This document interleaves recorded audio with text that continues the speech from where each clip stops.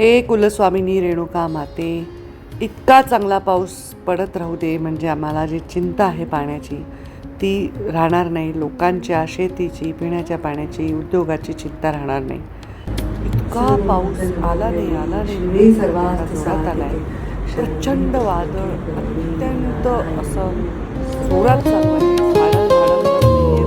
पत्रे उडायला लागली, झाडं उडायला लागली, ही परिस्थिती आहे. मुंबईत तर भरपूर जोरात पाऊस पडतच असतो.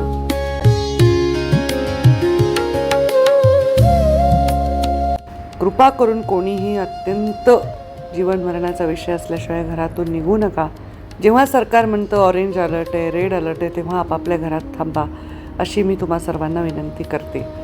आलेल्या लोकांची संख्या किती बाबा, एवढ्या पावसात कोणी आलं नसेल असं समजून मी विचारलं तर तेवढेच लोक आलेले होते. काम करा आता, तुम्ही 2 मिनिटं बसा. ते पत्र माझं ड्राफ्ट करा, मी दिल्ली सेन्ससलाही पत्र लिहिते आणि ते लगेच पत्र मी आज दिल्लीला पाठवते आणि मुख्यमंत्र्यांना पण सेम कॉपी देते की तुम्ही एक पाठवा. ठीक आहे. ग्रामपंचायतपासून ते अधिकाऱ्यांपासून ते सामान्य जनतेपासून ते अगदी आमदारांपर्यंत. आता आमदार गोपीचंदजी पडळकर त्यांच्या डेलिगेशन सकट आले होते. भटक्या विमुक्तांच्या विषयांवर, वराह पालन, बकरी पालन या संदर्भामध्ये फार गहन आमची चर्चा झाली. खूप छान सूचना त्यांनी केल्या. पण सकारात्मक विचार करून उत्तर दिले, त्याच्यावर थोडंसं मला स्टडी करून डिपार्टमेंटकडनं करावं लागेल.